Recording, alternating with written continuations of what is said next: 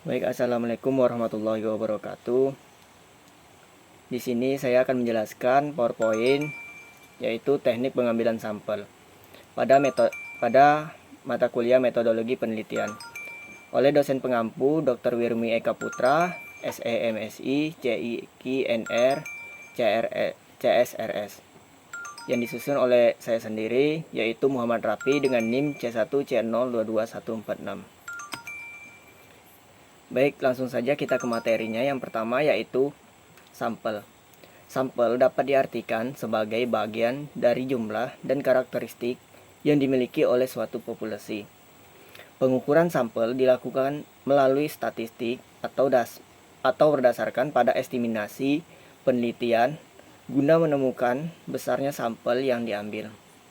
Dalam melaksanakan penelitian suatu objek, pengambilan besar sampel ini harus dilakukan sedemikian rupa sehingga diperoleh sampel yang dapat menggambarkan keadaan populasi yang sebenarnya. Baik, selanjutnya yaitu kita akan membahas apa itu teknik pengambilan sampel.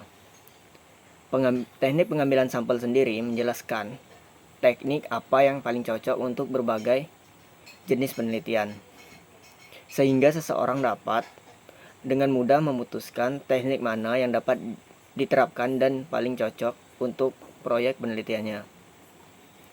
Lalu, apa tujuan dari pengambilan sampel? Tujuan dari pengambilan sampel sendiri adalah untuk mempelajari hubungan antara distribusi variabel dalam populasi sasaran dan distribusi variabel yang sama dalam sampel penelitian, menurut Otzen dan Manterozola 2017. Selanjutnya kita akan membahas tahapan pemilihan sampel. Ada 3 tahapan dalam pemilihan sampel, yaitu yang pertama, definisi target populasi yang jelas atau yang sering disebut dengan clearly defined target population.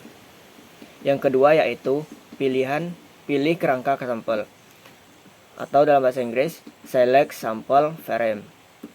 Yang ketiga yaitu ada pilih teknik sampel atau dalam bahasa Inggrisnya yaitu cost sample technique.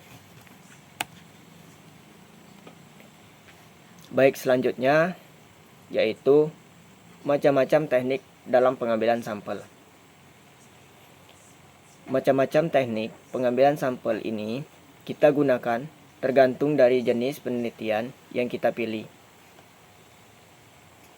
Yang pertama yaitu ada probability sampling atau yang sering disebut random sample, yaitu teknik pengambilan sampel secara acak, serta yang kedua yaitu ada non probability sampling atau yang sering disebut non random sample, teknik pengambilan tidak acak. Selanjutnya yaitu kita akan membahas tentang probability sampling. Apa itu probability sampling? Probability sampling merupakan jenis dalam pengambilan sampel yang melakukan pengambilan sampelnya dengan random atau acak. Metode ini memberikan seluruh anggota populasi kemungkinan atau probability atau kesempatan yang sama untuk menjadi sampel terpilih. Terdapat beberapa model atau jenis lain dari teknik random, yaitu yang pertama yaitu pengambilan sampel acak sederhana atau yang dalam bahasa Inggris sering disebut simple random sampling. Yang kedua ada yang sering disebut pengambilan sampel acak sistematis atau dalam bahasa Inggris systematic random sampling. Yang ketiga yaitu ada pengambilan sampel acak berstrata atau yang sering dalam bahasa Inggris disebut stratified random sampling.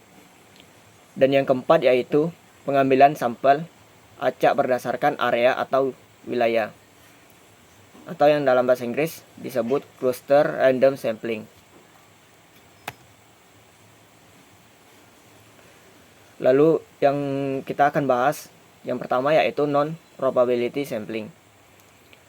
Teknik pengambilan sampel non-probability merupakan cara pengambilan sampel dengan tidak memberikan peluang atau kesempatan sama bagi setiap unsur atau anggota populasi yang dipilih menjadi sampel. Macam dari teknik pengambilan sampel menggunakan non-probability sampling. Yang pertama yaitu ada purpose sampling. Dan yang kedua yaitu ada snowball sampling. Yang ketiga yaitu ada accidental sampling. Dan yang keempat yaitu quota sampling. Lalu kita akan masuk ke kesimpulan dari teknik pengambilan sampel. Sampling biasanya dimulai dengan seorang peneliti menemukan atau membangun kerangka sampling. Kerangka sampling sendiri adalah daftar setiap elemen dalam populasi setelah sampel diambil dari kerangka sampling. Peneliti menghubungi anggota sampel potensial dan meminta mereka untuk berpartisipasi.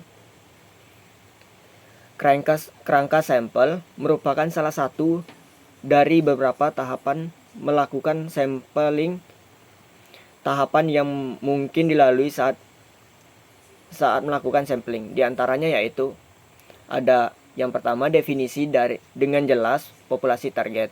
Yang kedua yaitu pilih kerangka sampel.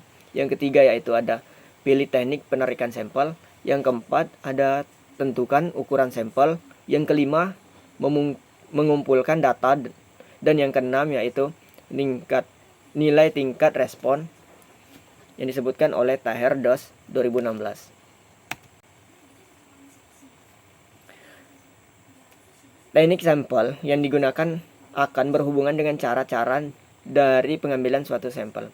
Teknik pengambilan sampel dilakukan dengan beberapa tujuan, di antaranya yaitu yang pertama, untuk mendapatkan data yang lebih akurat, namun masih ada kaitannya dengan populasi yang menjadi sasaran suatu penelitian. Yang kedua ada bertujuan untuk memberikan informasi yang berhubungan dengan populasi yang ingin diteliti. Yang ketiga yaitu dapat dijadikan sebagai pedoman atau acuan di dalam pengambilan suatu keputusan. Baik, itu tadi materi singkat PowerPoint teknik pengambilan sampel. Terima kasih.